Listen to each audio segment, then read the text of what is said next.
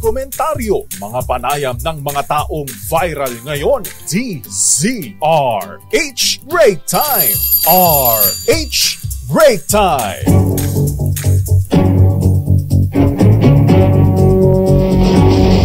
Magandang hapon, Luzon, Visayas, Mindanao, Worldwide. Isa pang edisyon ng programang Break Time. Ngayon pong habang ito ng Huwebes, 4th of July. Oy! Holiday! Sa US. Sa US. Dati holiday din sa atin, Yes, kasi ang alam ko dyan, dating Filipino-American, Phil-American Friendship Day. Ay, ba't ko ba kinoment yun? Matagal nang hindi sineselebrate ng July 4 sa Philippines, ha? Oo nga eh. Teka, parang nahalata tuloy, ha? Ayos lang. Mas gusto nga nila na maraming holiday, di ba? Sana ibalik. Oo, para daw workday tayo ngayon. Sana ibalik yung Phil-Friendship Day, July 4 din dito sa Pilipinas. Correct. Ha? RH Break Time! Ang mga lingkod, mga kaibigan, sina Ray Sibayan, pansamantala, sa ngalan po nila kay Mayor Deo Macalman, nahahabol po sila kay Mayor. Ako naman, Thea Petro Corpuz. Tuloy-tuloy sa pagbabalita. Tuloy-tuloy sa serbisyo. Sama-sama tayo, Pilipino! RH Break Time! Sa ibang headlines, bagong giyera umano ng China. Panggugulo sa sektor edukasyon, negosyo at media ng Pilipinas. Ayon po yan mismo kay Armed Forces Chief General Romeo Browner Jr. White House, bantay sarado ang panghuli ng China Coast Guard sa isang fishing boat sa Taiwan. RH Break Time! Hirit na 6.35 trillion pesos na 2025 national budget abay approve daw kay Pangulong BBM. Nakatuon daw po ito sa dagdag trabaho, serbisyong pangkalusugan at infrastruktura. 27 billion pesos COVID-19 health emergency allowances o HEAS para sa mga health worker kasadong ilabas bukas. Wow, good ayon news sa DBM. Finally, wow, sabi nung mga health workers, finally, hallelujah. Yung kanilang matagal nang hinihintay na health allowances, panahon pa ito ng COVID-19. Dami nag-message sa akin ng mga nurse na ganyan. Kailan yun? Oo, yun nga eh. Dami nagtatanong. Bukas daw, ito bukas. Na, ready na ho ninyo bukas ang mga ATM. Yung mga health worker natin, yung ating mga bayani. Yan. RH Break Time! Katiting na 35 pesos na aumento sa sweldo ng mga empleyado. Natural. Aprobado. Aprobado ho sa mga negosyante. Partikular na po ng PCCI. Samantala, presyo ng kamatis. Naku, bakit naman tumaas pa sa 140 pesos hanggang 180 pesos? Epekto daw ng kalamidad. Ayon yan sa Department of Agriculture. RH Break Time! Abay, ano ba ang reaction mo, Miss Thea? Sinong nangamatis? Pag tinawag kang Marites. Buwang. Chismosa ako. Yung buwang medyo na-offend ako. Medyo offensive. Oo, yung Marites, hindi yun. Masyado. Yung buwang, dyan ako medyo ma-hurt. Kung Inday. Okay lang. Kasi Inday is like Manang. Yes. Inday is Visaya or ate in O, Filipino, diba? in Tagalog, tapos Manang siya in Ilocano. So I don't mind. Pero yung buwang, Heto matindi yung kahapon yeah. Nagkainitan sina Senadora Nancy Binay at Senador Alan Peter Cayetano. Abay, pinag-aaralan daw na kasuhan ni Senador Nancy Binay si Senador Alan Peter Cayetano. Because? Tapos siyang tawaging Marites. Buwang at Day. Diyos ko, Day. Pero dating pulis kabilang sa 7 persons of interest sa nawawalang beauty pageant contestant at kanyang Israeli boyfriend. RH Break Time! 3 magkakapatid na minor de edad na abo sa isang sunog. Ano ba naman yan, no? Natusta sa isang sunog sa Maasin, Iloilo. Mas mabilis naman na e-visa process para sa Indian tourists ipinag-utos ni Pangulong BBM. RH Break Time! Sa ating pong mga balita, Sinusubukan naman pasukin ng China iba't ibang sektor ng bansa tulad po ng edukasyon, negosyo, maging ang media. Ito po ang sinabi ni Armed Forces Chief of Staff General Romeo Browner Jr. matapos ang first semester ng Command Conference ng Sandatahang Lakas ng Pilipinas. Diyan po yan sa may Campo Aguinaldo. Sa isang press briefing, sinabi ni Browner na sinusubukan ng impluensya ng umano'y United Front Works ng China ang Pilipinas para daw tayo maging magulo dito nang hindi naman aktual na pumapasok sa totoong giyera. Idoan niyang dahilan kung bakit nagrekomenda na ang AFP ng bagong Territorial Defense Strategy kay Pangulong Ferdinand Marcos Jr. na tinawag nitong Bantay Kalayaan. Kasama naman sa tinitignan ng AFP na ginagamit ng China ay ang mga scam hub o yung pong pogo sa bansa. Pasok sa ating bansa and trying to influence various sectors of our society. Kasama po dito yung education sector, business, even the media, local government units, and so on. Kaya ang pang-contra po natin dito sa mga United Front Works nila is that we are going to try to gather information from all of this, and then we're going to give the proper agency. Yan po ang tinig mga kaibigan ni Armed Forces Chief General Romeo Browner Jr. Samantala, minomonitor na ng White House ang nangyaring paghuli ng China Coast Guard sa isang fishing boat ng Taiwan. Isang squid fishing boat malapit sa Taiwan-administered Kinmen Islands na siyang malapit sa Xiamen at Guangzhou ang hinuli ng China nitong nakaraang Martes. Nangyari ang insidente ngayong ipinatutupad ng China ang no fishing period, kaya hinuli ang barko dahil sa illegal itong nangingisda sa kanila di umanong teritoryo. Nakikipag-ugnayan na ang gobyerno ng Taiwan sa China para mapalaya ang barko at ang mga sakay nitong tripulante na 2 Taiwanese at 3 Indonesian sa lalong madaling panahon. Sa ngayon, patuloy na hinihikayat ng Amerika na maging bukas ang ugnayan ng China at Taiwan para maresolba ang naturang insidente. RH Break Time. Isinusulong naman ni Presidential Advisor on Peace, Reconciliation and Unity Secretary Carlito Galvez Jr. ang pagbuo daw po ng Department of Peace. Sa isang pulong balitaan, sinabi ni Secretary Galvez na layunin daw po nitong ma-institutionalize ang peace agenda ng pamahalaan. Kung sakaling matuloyan niya ito, ang Department of Peace na ang papalit sa Office of the Presidential Advisor on Peace, Reconciliation and Unity o OPAPRU. Inilutang po ni Galvez na naturang idea dalaman sa batean niya sa best practices ng ibang bansa. Meron na raw pong institusyon na nakatuon lamang sa pangkapayapaan tulad po ng Ministry of Peace. Matutugunan din na niyang pagbuo ng bagong kagawaran sa security of tenure ng mga empleyado ng OPAPRU. Samantala, mamumuhunan ng pamahalaan sa paglikha ng mga trabaho, pagpapatibay ng serbisyong pangkalusugan at pagpapalawak ng infrastruktura. Sinabi ito ni Pangulong Ferdinand Marcos Jr. makaraang aprubahan ng 2025 National Expenditure Program.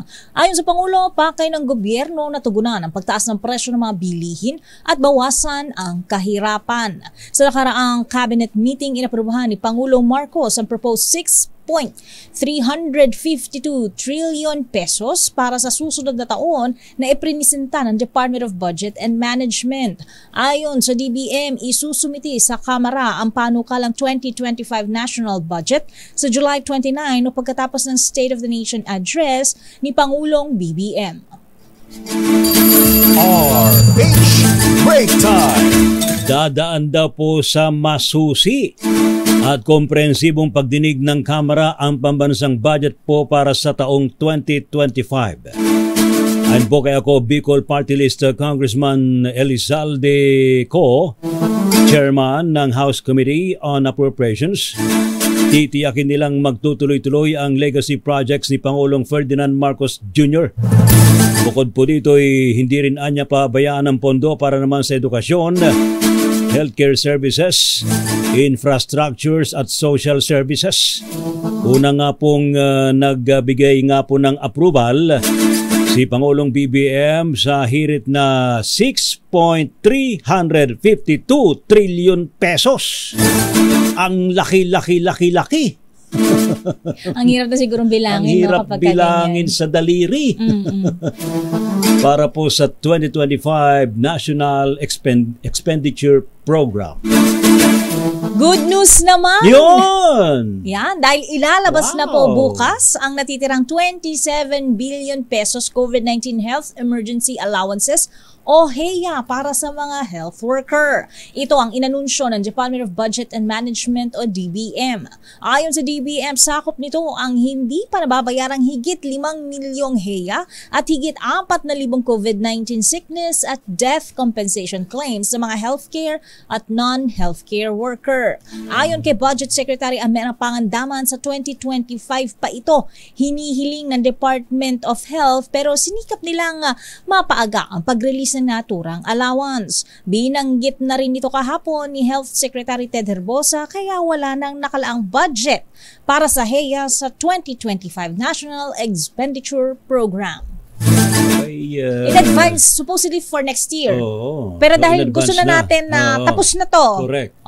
Ito yung remaining, 27 billion pesos. Yes. Wow, so hindi na nakangiwi. Yung mga health workers, nakangiti na silang lahat. Sana, bukas.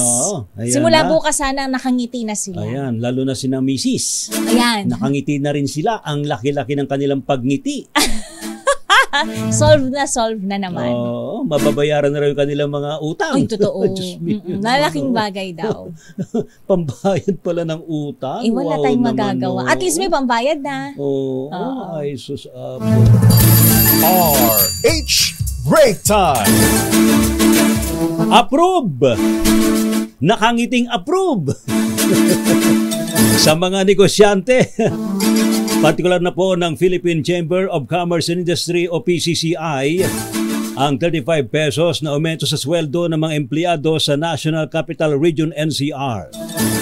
Ayon po kay PCCI President Enonina Mangio, makatarungan daw po ang naturang dagdag na sweldo kumpara sa naunang hirit na 100 pesos na aumento. Paliwanag po ni Mangio, masyado raw mabigat. Kung 100 pesos daw po ang taas sa sweldo at posibleng mauwi daw po sa pagsasara. Yan kasi laging tinatakot yung mga empleyado. Sige, magsasara kami. Sige. Gusto niyo ng aumento na mas malaki? Magsasara kami. Oo. Ano, di wala kayong trabaho? Oo, pili ka, di ba? Ano, mamimili kayo ng mas maliit na aumento o mas malaki? O magsasara. Oo. Siyempre naman, may empleyado. Gusto namin may trabaho. Siyempre. Di ba? Kahit na magkano sweldo. Talaga ba kahit magkano? Magkanong maliit? Diyos mio. Ayan, paliwanag nga ni Mangio, masyado mabigat kung 100 pesos daw po ang taas sweldo at posibleng mauwi daw po sa pagsasara ng mga negosyo at kawalan ng trabaho. Punto pa ni Mangio, ito daw po yung desisyon ng Regional Wage Board kaya handa silang sundin at ito'y galangin.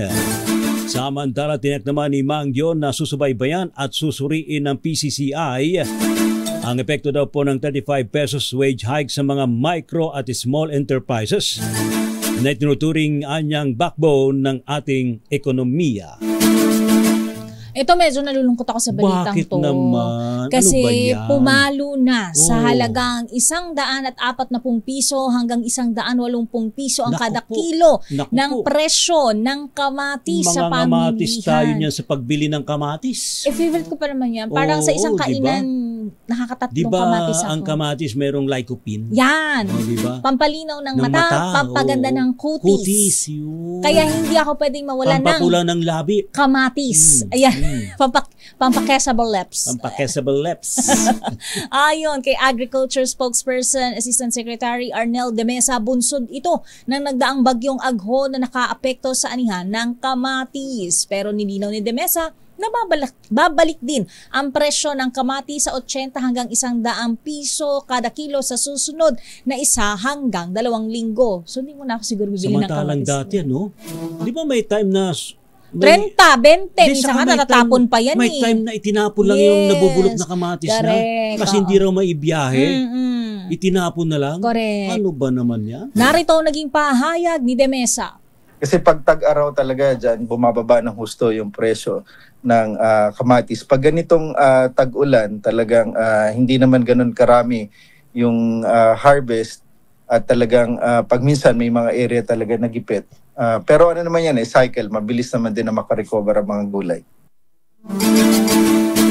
Ayan, basic pa naman ang kamatis. Oo. Parang ano rin yan, para ring tarong yan eh. Ay, oo. Kasi... tarong, saka kabatite. Tsaka pwede mo meriendahin yan, di ba? Saka jekwa, utong. Oo. Alam niyo KBL. Alam mo yung KBL? Sitaw. Kamatis, bagoong kanlaso na. Kabatite. Kabatite. Mabalin na. Balina, napo. Oo. Ngam nang hina. Balina, dinengdeng. Oo, dinengdeng. Kankwa, ano pa yung isa? Sige, ikan ako ma. Pinakbet. Ikam ti ikan Ano? Ikam ti ikan. Ikan. Oo, tatlo na may mayan. O kaya bulilit. Aning bulilit? Galunggong. Ay! Amo ti bulilit. Ikan. O kwa, anya pay. Usually kasi bangus ang Udang. ginagamit. Aning udang? Shrimp. Shrimp. Dulong, alam ko, dulong. Dulong. Ipon. Ipon yun. Correct. Di ba basit nga kwa? Babasit nga udang. Udang. Ano yun? Ipon pala. Ipon. Nagsama talaga dalawa Ilocano. Pasensya na.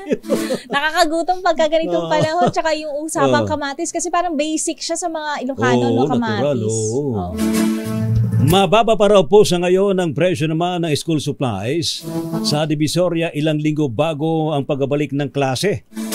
Ayon po sa nagtitindang nakausap ng DZRH News na si Rosel Encarnacion, hindi pa raw po nagtataas ng presyo ang kanilang mga supplier. Abay di ngayon mamili na tayo, ano ha? Sa kasalukuyan, nasa 150 pesos daw po ang wholesale ng spiral notebooks. Mga kwaderno ho yan, ha? Habang nasa 130 pesos naman sa writing notebooks. Magkaiba kasi yan, Miss Dea, no? Isang spiral, yung di spring. Yung spiral, yung yun yung pang grades 4, 5, 6 ata. Tapos yung writing notebooks. Grade 3. Ito yung mga may red, dinikit sa blue, gilid. Hindi, tsaka blue, red, blue. Yun, may color coding yan, di ba? Alala ko noon, pag nagbibigay ng mga teacher, ito kulay blue dapat yung yung lining. Correct. Dapat hanggang blue to blue ang pagsulat. Yan. Iba naman ay kulay red, ha? Talaga naman. Nasa 85 pesos naman ang wholesale ng Crayola. 65 pesos naman sa lapis. At 70 pesos naman sa ballpen. Samantala naglalaro naman sa 280 pesos hanggang 400 pesos naman ang presyo ng mga bag. Habang umabot naman sa 780 pesos naman ang halaga ng trolley bag. Nakapagpabili nga kay Boy G. Diyan sa Divisoria. Boy Mura G. talaga dyan. Lilista ko yung mga kailangan ni Elise. Pwede. Speaking of pasukan, inihayag na nga ni Senator Sonny Angara na maraming marching orders si Pangulong Bongbong Marcos sa kanya oras na maupo bilang Education Secretary. Ayon kay Angara, gusto niyang matutukan muli ang reading, mathematics, and science sa mga mag-aaral na siyang basic curriculum na dapat ituro sa kanila. Narito ang naging pahayag ni Angara. Back to basics tayo dahil parang sa dami ng pinasukan natin, sa dami ng sinaksak sa loob ng curriculum, medyo nadidistract na yung ating mga estudyante at nauubos ang kanilang oras. So dapat makafocus tayo talaga sa yung pagbabasa, yung reading, yung tinatawag na literacy, at dito sa STEM education, science, technology, and math. Yan yung basic That's it. Yan yung sinasabi nilang na nag-deteriorate o nababawasan yung kalidad ng ating basic education system. Yan ang pundasyon, yung tinatawag na foundational skills. Noong Hunyo, lumabas sa ulat ng Program for International Student Assessment o PISA na kulelat ang Pilipinas pagdating sa math, reading at science. Sa PISA 2022 results, pang-anim sa 81 bansa ang Pilipinas pagdating sa reading at mathematics, habang pangatlo sa huli naman Sa science, maging sa creative writing ay kulelat din ang Pilipinas sa may score lang na 14 points mula sa global average na 33. Batay pa rin yan sa resulta ng PISA. Kalungkot naman yun. Dati nangunguna tayo sa lahat ng aspeto. Ano na nangyayari? Tao kulelat na tayo sa lahat. Kaya dapat na yung mga estudyante. Bawas muna ang panonood ng TV, bawas muna ang pagkalikot sa mga gadget. Bawal makulit sa eskwelahan. O saka ipagbawal yung mga gadget sa loob ng mga eskwelahan? Bawal naman. Bawal Hindi ko lang alam sa public pati paano na cellphone, ilulusot. Bawal. Buti naman. Oo. Pero di yata lahat. Hindi lahat ng school. Hindi ko rin alam paano nila yan ini-implement. Pero sa mga eskwelahan na alam ko, sa school nila dapat naman talaga para makapag-focus yung ating mga estudyante sa kanilang pag-aaral. Bawal sa school. Bawal din sa bahay. Baka naman sa bahay, bawing-bawi. Bawal din. Dapat. Diba? Oo. Saka dapat nag-aaral muna bago kung anong dapat na gawin. Alam mo yung ibang ginagawa bukod sa pag-aaral? Abay, Ano? Diba? Kasi dati, nung kayo'y bata pa. Mga dekada 70. Naku, wala pa ako yan. Pagkatapos, ang ginagawa ko dati, habang nakikinig ako sa Gabi ng Lagim ng DZRH, pampagising mo yan nagre-review ako. Pampagising mo kasi yun. Nagre-review ako. Di ba? Nakikinig ako, nakakatakot, pero nagre-review ako, ganyan. Di na, isasaulo mo yung binabasa mo. Oo. Kasi diba? gising na gising ka sa takot So, alertado ka diba? Mas matatakot ka ngayon na hindi mo ma-memorize yung minimemorya mo. Walang cellphone, walang TV. Yung TV namin dito sa kabilang baryo. Makiki-TV ka pa lang. Makikisilip lang. Black and white pang TV no. Oo. Tapos ang damot pa nung kapitbahay, sinasarahan kayo pag alas 8 na. Uwi na daw kayo. Agad kayo. Parang movie premiere pa nga kung magpalabas yung may-ari ng TV. Bakit? Kasi buong baryo yung nanonood sa TV nila eh. May patubig siya. May patubig. Nagkakapalitan pa ng tsinelas pagtapos na yun, pag-uwian na, no? Diyos mio. Pero alam mo, golden days talaga yun, yung mga panahon na yun. Wala na ngayon yun. Yung nakikinood, no? Masaya pa mga bata nun pag nice, abo. Tsaka maraming educational programs. Ako nung bata ako, lumaki ako Sesame Street, Batibot, at iba pa. Yung mga ganyan na pinanonood ko. Kulit bulilit. Ano yung kulit bulilit? Di ba merong kulit bulilit dati? Hindi, Sesame Street. Di mo inabutan yung kulit bulilit? Ano yung, hindi. Ay, sus. Batibot lang, tsaka Sesame Street, tapos sineskwela, at iba pa. Matinik. Matinik? Matinik. Ayun, Tsaka yung mga kwento ni Lola Basyang. Yun. Pinanonood ko yan sa TV dati. RH Break Time. Ay, sabay pa rin po sa iba pang mga balitang mga kaibigan sa Break Time ngayong pong habang ito ng Huwebes. Mamaya malalaman po natin ito pong pinag-iisipan ho ni Senadora Nancy Binay. Nakasuhan daw po si Senador Alan Peter Cayetano. Anong ikakaso? Matapos siyang tawaging Marites, Buwang at Day. Ano kaya ikakaso? Diyos ko, Day, ha? Ano kaya ikakaso? Oo nga, Ethics Committee. Sa Ethics Committee. Sa Ethics yan. Malaki bang Ethics Committee? Actually, powerful committee yan eh. Sino may hawak ng Ethics Committee? Ayan, natin lang. Sino ba may hawak ng Ethics Committee sa Senado? Malalaman natin kay Lakay Raymond. Kasi ang Ethics Committee may power yan na i-expel. Ang sino mang member of the Senate or the House. Oo. Di ba naalala mo yung nangyari kay dating Congressman Arnie Teves? Ay, what? Ethics Committee yan, ha? Ang nagsulong dyan, Matatag pa lang Ethics Committee. Kaya siya expulsion, yun ang pinakamatinding parusa, ha? Dating pulis kabilang po sa 7 persons of interest sa nawawalang beauty pageant contestant at kanyang Israeli boyfriend. 3 magkakapatid na minor de edad abay natusta sa nangyaring sunog sa Maasin, Iloilo. Heto yung mga nagpa 5-6 pa ba yung mga kababayan natin? Uy, grabe. Hindi na ba? Hindi ko alam. Kayo talaga, Pero mga kaibigan natin yan. Oo naman. Yung mga Indian national, and especially yung mga Indian tourists, abay mas mabilis daw po ang e-visa process na gusto ni Pangulong BBM. So welcome ang mga Indians. Mas marami daw ang malaki raw ang iniaambag sa ekonomiya ng Pilipinas. Ano yung favorite nilang lugar na puntahan dito? Ano kaya? Masarap yung mga Indian food, ha? Ay, oo. Sana ganun din sa sa India, no? May Filipino food. Mas mabilis din ng for pagpunta Filipino. roon. Feeling ko. Yung visa. RH Break Time. Pilipinas ang oras. Ganap na pong alas 4:38 ng hapon. RH Break Time. Thank you, sir. Maraming salamat po, Mr. Senator Ramon Bong Revilla Jr. Balik tayo sa ating mga balita, Miss Thea. Meron na tayong mga report, ating alamin, Miss Thea, ang update mula sa Malacanang. Samar, binuhusan ng pondo ng administrasyon para sa mga proyektong pang-infrastruktura. Ang detalye ibibigay sa atin ni RH14 Lef Narciso, Miss Lef. Ms. Thea Ray, aabot sa 1.4 billion pesos ang ibinuhos na pondo ni Pangulong Ferdinand Marcos Jr. para sa infrastructure project sa Samar. Sa pamahagi ng presidential assistance sa mga magsasaka at mangingisda sa Calbayog, Samar, sinabi ng Pangulo na gagamitin ang pondo para sa pagsasaayos at pagpapanatili ng Maharlika Highway sa buong Samar. Ginagawa na rin anya ang iba pang mga kalsada gaya ng Basay, Marabot, Pinamintinan Road at Right Path, Borongan. Gayon din ang konstruksyon ng Katbalogan Drainage System na may 100 milyong pisong pondo para maiwasan ang pagbaha sa Calbayog. Umaasa si Pangulong Marcos na tututukan ng Department of Public Works and Highways ang nasabing mga proyekto para masiguro na matatapos sa lalong madaling panahon. Target kasi ni Pangulong Marcos na paunlarin ang ekonomiya sa lalawigan. Pakinggan natin si Pangulong Marcos.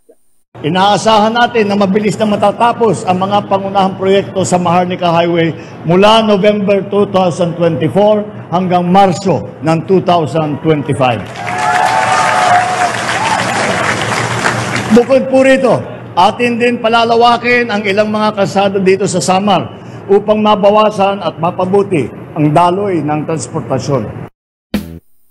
Si Pangulong Bongbong Marcos para sa kauna-unahan sa Pilipinas. DZRH, ito si Lef Narciso, tuloy-tuloy sa pagbabalita, tuloy-tuloy sa serbisyo, sama-sama tayo, Pilipino. Thank you. Maraming salamat, Miss Lef Narciso mula sa Malacanang. Samantala naman, update mula po sa Kamara. Yun daw ang pagpapatibay sa higit sa 6 na trilyong piso. 6 trillion pesos.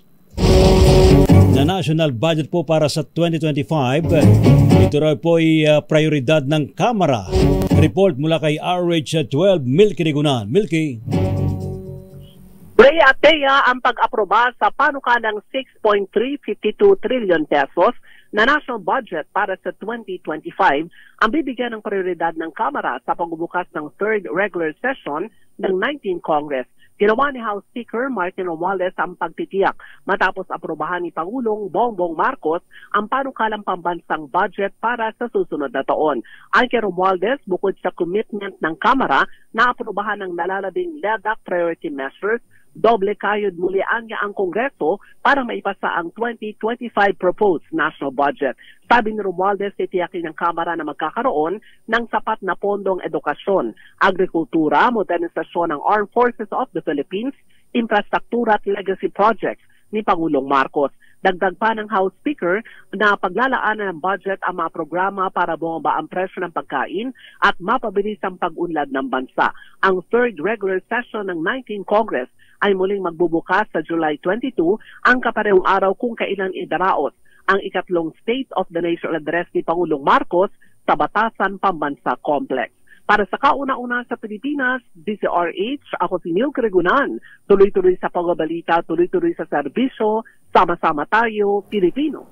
Maraming salamat Manang Milky. Samantala, Senator Robin Padilla, ikinatuwa ang sagutan ni na Senators Alan Peter Cayetano at Nancy Binay sa hearing kahapon. I-detalye mo ang balitang yan, RH28 Raymond Dadpaas. Raymond.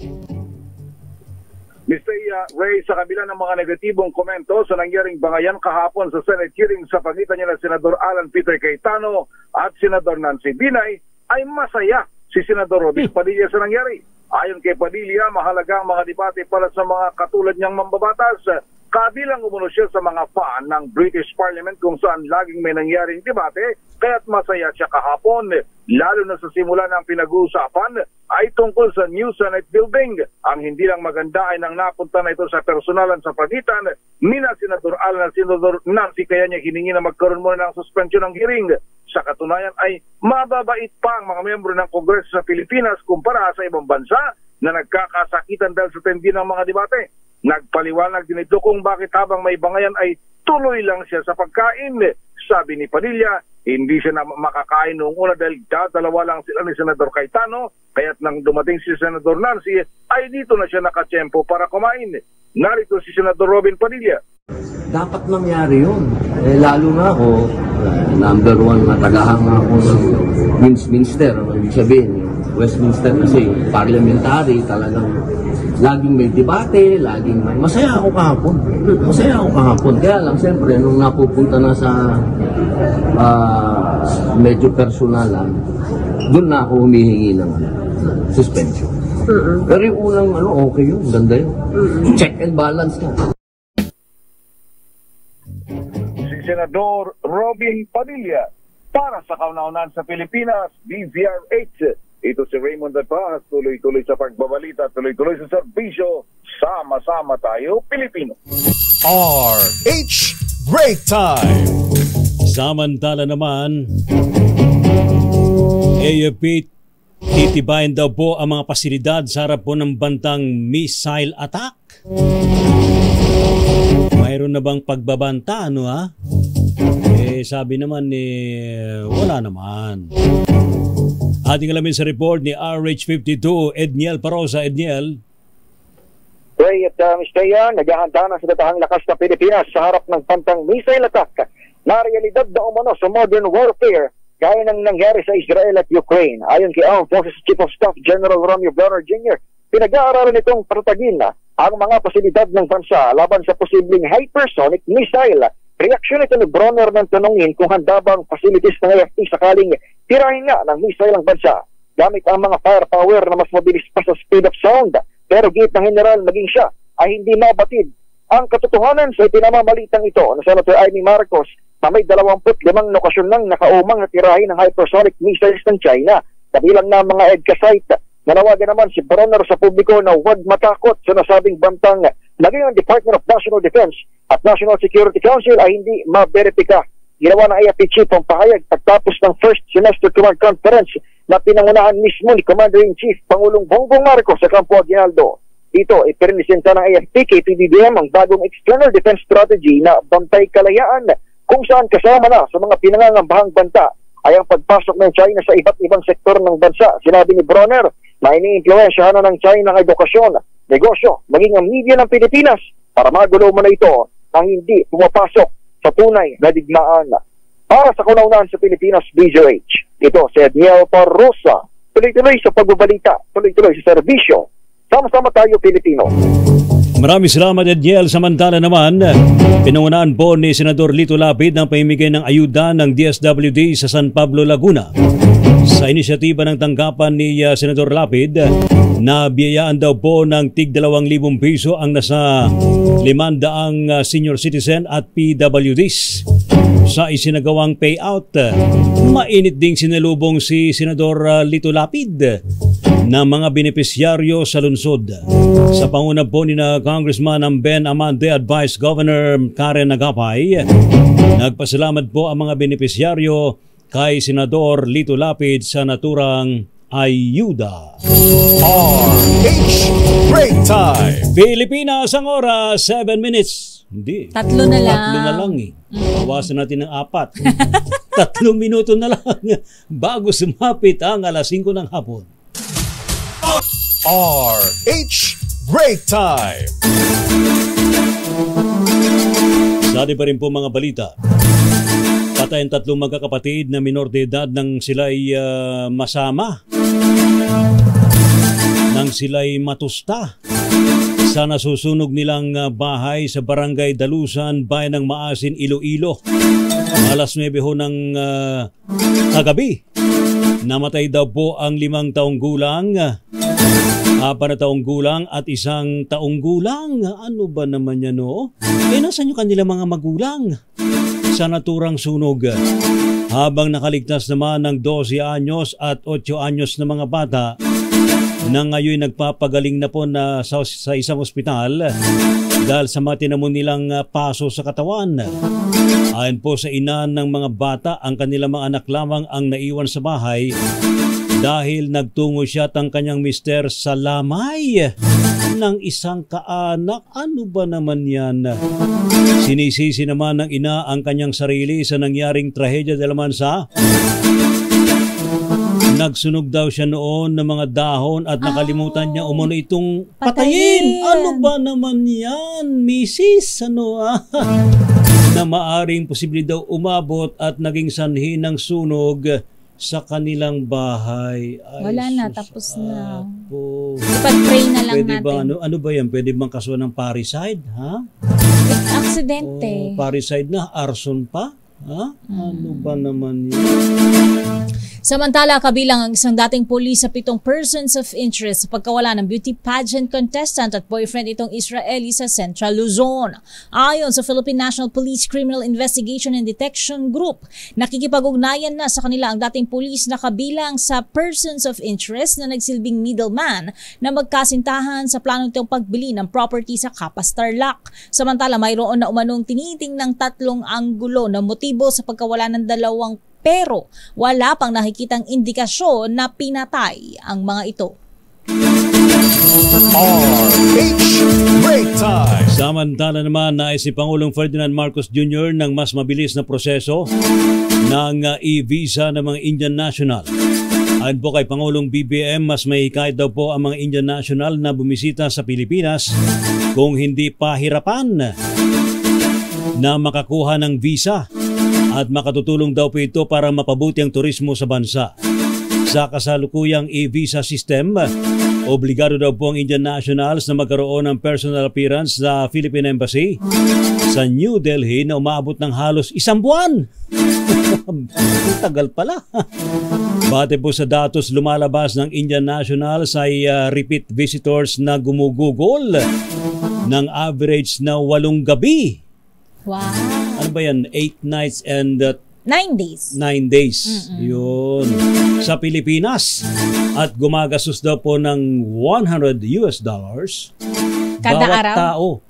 Kada araw. Kada araw? Uy, malaki yan ha. Per person. Wow. Ang yaman. Kasi kung nasa $100. Ang yaman pala naman Indian National. Oo, nasa 5,800 yan. 5,800 per day per person. Tuwing sila ay nagtutungo sa Pilipinas. So, mga 45,000 yes. ang ginagastos nila kapag sila ay nandito. Wow. Samantala, puntahan ba natin si RH25. Grace Ansano, nasa mahigit 1 milyong pisong halaga ng shabu na recover sa HVI sa San Fernando City, Pampanga. Idatali mo, Grace. Aabot sa mahigit 1 milyong pisong halaga ng shabu ang na-recover ng PNP San Fernando City ng Police Anti-Drug Operatives sa ikinasang drug bypass operation sa 2 itinuturing na high-value individual sa naturang lungsod kagabi. Kinilala ang 2 ng PNP sa alias na Tastas, 32 anyos, at kasama rin itong si alias Riz. Ito ay 32 anyos din ng barangay Quebiawan sa City of San Fernando. Abot sa 160 grams ang na-recover na mga illegal na droga. Nakatakda ng sampahan ng kasong paglabag sa Republic Act 9561 ang mga itinuturing na tulak ng droga ayon kay Regional Director ng PNP sa Region 3 na si Brigadier General Jose Hidalgo Jr. Samantala, ngayon lang, pasado o mag-aalas 2 ng hapon, muli na namang sumiklab ang sagupaan sa pagitan ng New People's Army at ng Philippine Army sa bahagi ng barangay Gambitala sa Pantabangan. Matapandaan na noong nakalipas lamang na linggo ay nagresulta ng 10 pagkamatay ng matataas na opisyal na miyembro ng New People's Army ang namatay nga roon habang na-recover ang nasa 14 na matataas na kalibre ng baril. Sa ngayon, tuloy ang pagtugis ng tropa ng militar sa mga naturang New People's Army. Yan ang ating update. Ito, si RH25, Grace Vera Sanzano. Tuloy-tuloy sa pagbabalita, tuloy-tuloy sa serbisyo, sama-sama tayo, Pilipinas. RH Break Time. Sa ating sports mga kaibigan, yun daw momentum sa Olympic qualifiers. Susubukin daw pong ituloy ng Gilas Pilipinas sa kanilang laro laban sa Georgia. Ibalita mo nga yan, Kristan Cara. Kristan. Kung tiya ulit ng Gilas Pilipinas, mababagsak ang isa pang bigating na kapunahan sa 2024 FIBA Olympic qualifying tournament sa Latvia. Isunod na makakarap ng Philippine National Men's Basketball Team ang Georgia sa Olympic qualifiers. Wala pang tanaw ang Georgia sa qualifiers, pero mas mataas ang pwesto ng komponahan kumpara sa Pilipinas sa world ranking. Number 23 ang Georgia sa world rankings ng FIBA, habang number 37 naman ang Pilipinas. Makapanood ang laro mamayang gabi 8:30 p.m. dito sa Pilipinas. Maalala na kanilang umaga dito sa Pilipinas, nagising sa galak ang mga Filipino basketball fans para talunin ng Gilas Pilipinas ang Latvia sa score na 89-80. Umabot pa sa 26 points ang lamang ng Gilas laban sa Latvia na sa ika-6 na pwesto sa world rankings ng FIBA. Kung manalo mamaya ang Gilas Pilipinas sa Georgia, tiyak na ang pagpasok ng mga Pinoy sa semifinals ng Olympic qualifier. At kahit matalo ang Gilas, uusad pa rin ang finals basta hindi sila matambakan na mahigit sa 18 points sa laro laban sa Georgia. Mula sa kauna-unahan sa Pilipinas, DZRA at Kristan Carag, tuloy sa babalita, tuloy sa serbisyo, sama-sama tayo, Pilipino. Samantala sa ating break time showbiz, Hollywood actor Leonardo DiCaprio nakiisa sa panawagang protektahan ang Masungi Geo-Reserve. Itatali mo, Aliyah Icatlo IV. Lakay Reyet Misdea, nakiisa na rin ang award-winning actor at kilalang tagapagtaguyod ng kalikasan na si Leonardo DiCaprio sa panawagang protektahan ang Masungi Geo-Reserve sa Rizal. Sa Instagram post ng American actor kaninang umaga, hinimok nito si Pangulong Bongbong Marcos na gumawa ng agarang aksyon ukol dito. Idiniin ni Caprio na late 1990s nang malaking bahagi ng Masungi ang nasira dahil sa deforestation. Pero dahil sa inisyatiba ng mga lokal na komunidad doon, ay nagkaroon muli ng mga puno at dumami ang bilang ng wildlife animals. Pero tila nabaliwalaan niya ang success na ito dahil posibleng kanselahin ng DENR ang kasunduan na nagpoprotekta sa lugar laban sa mga land grabbing activities. Pabilis na kumalat sa social media ang panawagan ni DiCaprio dahil 61.8 million ang followers nito sa Instagram. At yan ang latest sa Break Time Showbiz. Ito si Aliyah Icatlo. Tuloy-tuloy sa pagbabalita, tuloy-tuloy sa serbisyo. Sama-sama tayo, Pilipino. Thank you. Maraming salamat, Miss Aliyah Icatlo. RH Break Time. Babay na tayo, Miss Thea. Kasi mapangyayari. Oo, wala sila kay Mayor Di Makalma. Hindi na siya nakahabol. Anyo pa rin mga lingkod, sina Ray Sibayan. At Thea Pecho Carpus. Tuloy-tuloy sa pagbabalita. Tuloy-tuloy sa serbisyo. Sama-sama tayo, Pilipino. Pilipinas ang oras, 10 minutes makalipas ang alas 5 ng hapon.